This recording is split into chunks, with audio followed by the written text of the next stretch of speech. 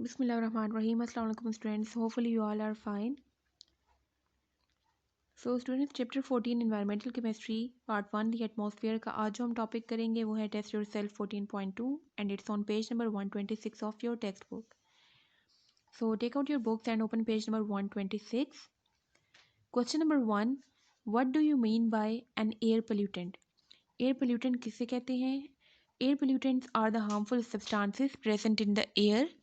वो harmful substances जो कि एयर में प्रेजेंट होते हैं और पोल्यूशन कॉज करते हैं उन्हें हम एयर पोल्यूटेंट्स कहते हैं. For example NO2, nitrogen dioxide and carbon dioxide.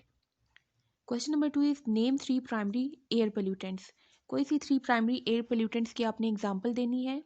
For example ammonia NH3, methane CH4 and carbon dioxide CO2. ये सब प्राइमरी पोल्यूटेंट्स हैं जो कि कंबस्शन के थ्रू एयर में शामिल होते हैं और पोल्यूशन कॉज करते हैं. Next question is identify as primary और सेकेंडरी एयर पोल्यूटेंट. यहाँ पे आपके पास कुछ एग्जांपल्स गिवन है, इसमें से आपने आइडेंटिफाई करना है कि प्राइमरी एयर पोल्यूटेंट्स कौन से और सेकेंडरी एयर पोल्यूटेंट्स कौन से.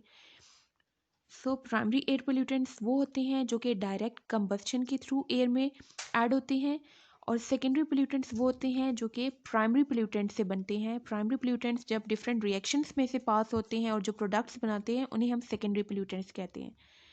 तो इसमें हमारे पास 3 प्राइमरी पोल्यूटेंट्स हैं. SO2 sulphur dioxide gas, CH4 methane, NH3 ammonia. और जो रिमेनिंग है वो सेकेंडरी पोल्यूटेंट्स हैं. HNO3 जो कि ऑक्साइड ऑफ नाइट्रोजन से बनते हैं, H2SO4 सल्फ्यूरिक एसिड जो कि सल्फर के ऑक्साइड से बनते हैं and O3 is ozone. Next question is why is carbon dioxide called green house gas. Carbon dioxide को हम ग्रीन हाउस गैस क्यों कहते हैं? As the concentration of carbon dioxide in the air increases. Normal concentration जो normal limit है carbon dioxide की वो तो हार्मलेस होती है, वो नुकसान नहीं पहुंचाती.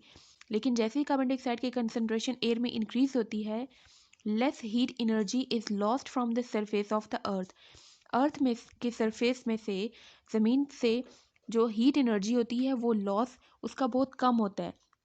क्यों कम होता है? क्योंकि उस हीट एनर्जी को कार्बन डाइऑक्साइड के मॉलिक्यूल्स ट्रैप कर लेते हैं, एब्जॉर्ब कर लेते हैं और वो हीट एनर्जी अर्थ के सरफेस पे ही रहती है.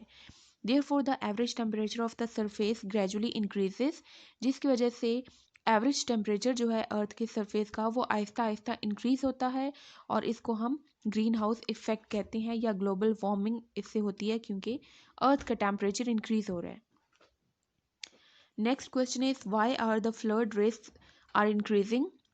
फ्लड्स जो सैलाब है उसके रिस्क क्यों इंक्रीज हो रहे हैं, क्यों वो ज़्यादा ये प्रॉब्लम आ रही है? रीज़न इसकी ये है ग्लोबल वार्मिंग. मेन रीज़न जो है वो ग्लोबल वार्मिंग या ग्लोबल वार्मिंग हम कहते हैं increase in the earth temperature. Earth का टेम्परेचर जो इंक्रीज होता है उसको हम ग्लोबल वार्मिंग कहते हैं. And global warming is causing major changes in the weather pattern. हमने इफ़ेक्ट्स ऑफ ग्लोबल वार्मिंग में देखा था कि ग्लोबल वार्मिंग डिफरेंट तरह से इफ़ेक्ट कर रहा है अर्थ को. लाइक वेदर चेंजेस हो रहा है, प्रॉपर जो वेदर पैटर्न होता है चेंज होने का ये उसको बैडली अफेक्ट करता है due to increase in the earth temperature. क्योंकि अर्थ का टेम्परेचर इंक्रीज हो रहा है, इससे जो ग्लेशियर्स या आइस कैप्स हैं, स्नो कैप्स, वो मेल्ट हो रहे हैं और जब वो मेल्ट होते हैं उसका पानी जो होता है वो सी में समंदर में शामिल होता है जिससे फ्लड रिस्क इंक्रीज होते हैं and intense tropical cyclones. Next question is comment burning in open air is preferred. कि इस पे आप कमेंट करें, इसको जस्टिफाई करें कि बर्निंग ओपन एयर में क्यों प्रिफर की जाती है, कि ओपन एयर में क्यों अलाउ किया जाता है कि बर्निंग की जाए as compare to closed surfaces. तो इसकी रीज़न है burning should be prohibited in closed areas. Closed areas जो कंजेस्टेड एरियाज या बंद जगह होती है वहाँ पे बर्निंग को प्रोहिबिट किया जाता है, अलाउ नहीं किया जाता. Because as in closed areas incomplete combustion occurs. Closed areas में लिमिटेड सप्लाई होती है ऑक्सीजन की, ऑक्सीजन ज़्यादा कंसनट्रेशन में प्रेजेंट नहीं होती जिसकी वजह से जो कंबस्शन का प्रोसेस होता है वो इनकम्प्लीट होता है. जब इनकम्प्लीट कंबस्शन होती है तो इससे हमारे पास जो कार्बन कंपाउंड्स होते हैं वो ऑक्सीडाइज होके कार्बन मोनोऑक्साइड गैस बनाते हैं, जो कि एक पॉइजनस गैस है और डेथ भी कॉज करती है ड्यू टू सफोकेशन। दम घुटने की वजह से उसकी वजह से डेथ भी हो सकती है। और ये इतनी डेंजरस गैस है कि ये इसको हम इजीली और रेडिली आइडेंटिफाई भी नहीं कर सकते, रिकॉग्नाइज नहीं कर सकते। अगर ये हमारे जिस रूम में हम प्रेजेंट है या जिस जगह पे हम प्रेजेंट है वहाँ पे अगर ये गैस ज़्यादा कंसनट्रेशन में रिलीज हो भी रही है तो भी हम इसको रिकॉग्नाइज नहीं कर सकते easily. So that's why burning prohibit की जाती है क्लोज्ड स्पेसेस में और अलाउ किया जाता है कि ओपन एयर में बर्निंग की जाए। Next question is how are sulphur containing compounds emitted naturally. Sulphur compounds, वो कंपाउंड्स जिनमें सल्फर प्रेजेंट होते हैं, वो नेचुरली कैसे प्रोड्यूस होते हैं।